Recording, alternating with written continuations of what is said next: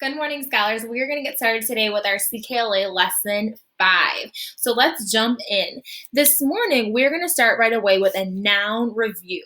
What is a noun? Think to yourself, what is a noun? We talked about this the other day. A noun, we said, can be a person, place, or thing. Say that. A noun is a person, place, or thing. One more time. A noun is a person, place, or thing. So if you said a noun is a person, awesome job, because the other day when we were talking about nouns, we were talking about nouns as describing a person in a sentence or phrase. Today, I am going to give you a phrase just like the other day, and you are going to tell me what is the noun in that phrase. For example, if I say a happy grandmother, and I ask you, what is the noun? And we know that the noun is a person, you are going to tell me that it's the grandmother. So in a happy grandmother, the person or the noun is the grandmother. Let's do another one. My nice teacher. My nice teacher.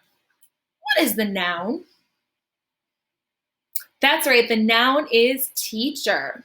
Next one. A funny friend. Ooh, a funny friend. I want to know who is the noun or what is the person in that, or what is the person in that phrase? A funny friend. It would be friend.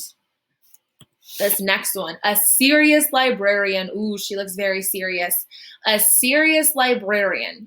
What is the noun? Librarian. For those of you who may not know, a librarian is the person who works at a library. You can see she's holding some books. Maybe at your school we have librarians.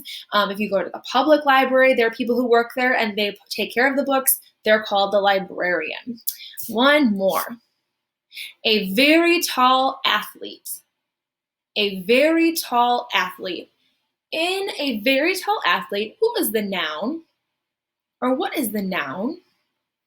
It is the athlete. Awesome job. We're going to jump into our flip book review, and we're going to take a look today at the sound S spelled S, or spelled S, So take a look here, and I want you to look up at this card spelled S with the word like sun. Take a look at this one. Look at the power bar to indicate how common this spelling is. You can see that in the sound, there's a lot of different ways in the English language that we can spell S, and we're going to have a chance to talk more about some of those in first grade later. But today we're going to focus on this one right here. Do you think this letter is a very common way of spelling the S sound in the English language? It is pretty common. Out of all the different ways you can see up there, that's actually the longest bar of all those choices, but it's also a pretty common bar. So you know that that's going to be a really common spelling. And the sound spelled S is also a consonant sound. Go ahead and say S with me. S. See how my mouth closes, or it's a stop sound? So that means that it is a consonant sound, and I would put that letter card in red if we were writing it in our flip book today. The next one we have is the Z sound spelled Z. Take a look over here. Z sound spelled Z. I want you to look at my power bar on this one. Look at all the different ways that I can spell Z. And I want you to ask yourself, is this a common way to spell the Z sound in the English language? In my class, we would typically make a sound that goes like this. I disagree. Because when I look up here, look at these other choices. There's another one that has a longer bar. This bar is really small. It's very tiny. So even though typically I would think Z and I would think of it as the Z, it's not as common in our spelling. And we have one more. The sound spelled H, like in hot. And you can see, looking at my power bar indicator, that is a very popular way, and it's the only way we're going to see the sound spelled in our language. So if you are writing or reading a sound and it's the sound, you know it's going to be spelled with an H. So let's keep going. All right. We're going to do some large letter chaining, and it's going to look a little bit different today. What we're going to do is I am going to give you a spelling. I'm going to give you a spelling, and you are going to tell me how you would spell what that is, and then I'm going to ask you to change it. It's going to be a little bit different than the ones we've done in the past, because this time you are going to tell me what the sounds would be by segmenting it yourself. All right, let's start. I want to spell the word zap. Segment that with me. Z-A-P, zap. What sounds would we have? Ask yourself, what sounds do you hear in zap? Z-A-P, Z-A-P. Let's see if we were right. Awesome, zap. If this is zap, show me zip. Think in your brain. Z-I-P, zip. Which sound is going to change? The beginning, the middle, or the end? In Z-I-P. Z-I-P, Z-I-P. Let's see if we're right. Awesome. If this is zip, show me sip. Get your fingers up. Let's think about it. S-I-P, S-I-P. This time, which sound is going to change? I heard a S. That sounds like a spelled S. This time, it's going to be sip. S-I-P. If this is sip, then show me sit. S-I-T. Your turn. Sit. S-I-T. Sit. S-I-T. If this is sit, what is sat? If this is sit, then show me sat. S-A-T. S-A-T. Think which letter is changing. What would you change to make it sat? Sat. Awesome. S-at. You can see we went from that I sound, which is an I, to that A sound, which is an A. Awesome. Let's keep going. If this is sat, show me sad. Show me sad. S-A-D. S-A-D. Awesome. If this is sad, show me had. A-D. Had.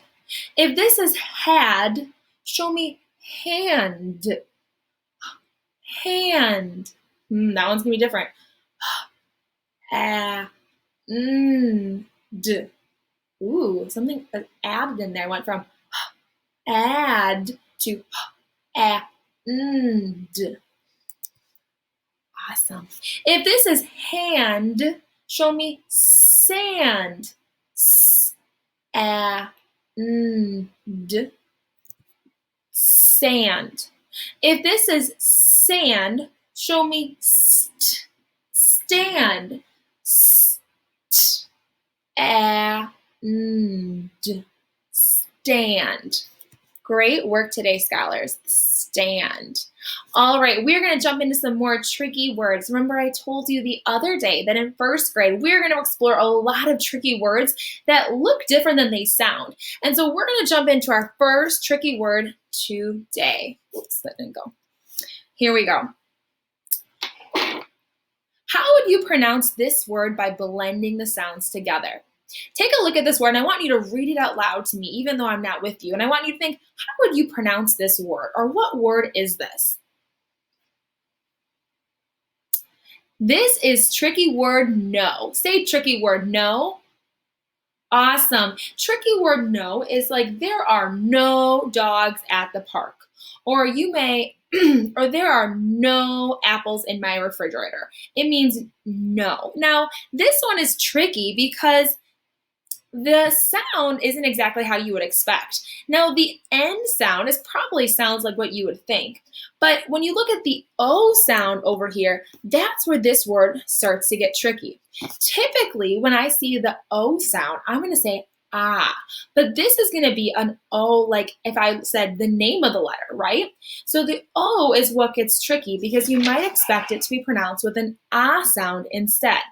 When writing the word no or when reading the word no, I need to remember that it's actually pronounced like its name. It says the letter O, and that's what makes this word tricky. So let's read it together. We're going to look at some sentences here. There are no dogs at the park. Or there are no shoes in my bag. I'm going to give you a second. I want you to say the word no and really print that in your brain that O sound is a really tricky part of no, and use it in a sentence in your own words. Think of your own sentence with the word no. I said, there are no apples in my fridge. Awesome. We have another tricky word today, and it's kind of similar. It's tricky word. Take a guess. What do you think it is? Think about it first. Tricky word so. And tricky word so is tricky because same thing as tricky word no. The S sounds the same. If I look at it here, that sounds okay, but it's the O sound. And again, when I see an O, I want to say ah, but it's not sa. That doesn't make sense. It's tricky word so. And so just like in no, I'm going to see that O, and I'm going to think to myself, it says its name. It says the O sound. So tricky word so is the tricky part because it actually makes an O sound. Okay, let's look at a couple of sentences that we have for that one as well. I had so much fun at the party. Or school is so fun. Think of another sentence that you can make up on your own that has the word so to really help you remember that it makes that long O sound. So. Awesome job. Way to say that sentence on your own. Our next one, take a look and see if you can think of this word first. How would you pronounce this word by blending it out yourself? Now, this one is tricky. I'm going to give you an example. It's like he has a bag of chips. This is the tricky word of. Say tricky word of. Awesome. Now, this whole word is tricky because scholars, when I look at that O sound, I underline for you right there, you would probably expect that it's going to make an ah sound, right? Typically, that's how we would see the O. But actually, an of, it makes an sound similar to you. So the first part is tricky already because it makes an sound. Now it gets even more tricky because my F over here doesn't make a sound. It's not ah, it's and the F actually sounds like a V. So when I say of, it's all tricky because the O says and the F says V. Of. All right, let's take a look at these sentences. He has a bag of chips. Or I like a lot of songs. Think in yourself that tricky one. That's a really tricky one. It makes the v sound. And I want you to tell yourself your own sentence using the word of. Go ahead. Great work with all those awesome sentences. All right, we are going to go ahead and read a couple sentences. This is using our tricky words so, of, and no. Let's start right here. Get ready. I'm going to say it just like before. I'm going to give you a chance to look at it, and then we'll read it all together. A can of ham. Excellent. Get ready. I am so mad. Next one. Get ready right here. No nap. Get ready right here. Just so. Get ready. A can of jam. Get ready. No cats. Awesome job practicing those sentences. We are actually going to do a little bit more reading practice because we are going to practice reading some phrases. Remember, we talked about last time that I can put words together to make a phrase. So let's take a look at our first ones. All right. Get ready. Just like before, I'm going to give you a chance to look at it. Think about it in your brain, decode it in your brain, and then we're going to read it all together once you blended those sounds together. Here's our first tricky word. Get ready. No hats. Get ready. A big pig. Down here. Get ready. So hot. Get ready. A dog and a cat. Get ready. I sat on it. Down here. Get ready. Pig in a pit. Remember, just like last time, if you need more time to go back and practice reading it, you can always pause this video and take your time really going through and practicing blending all those sounds together to decode those words. All right, you guys have done an awesome job today. We did a lot of different things. Before you are finished, you are going to work on activity page 5.1, and it looks like this. Awesome job today, scholars.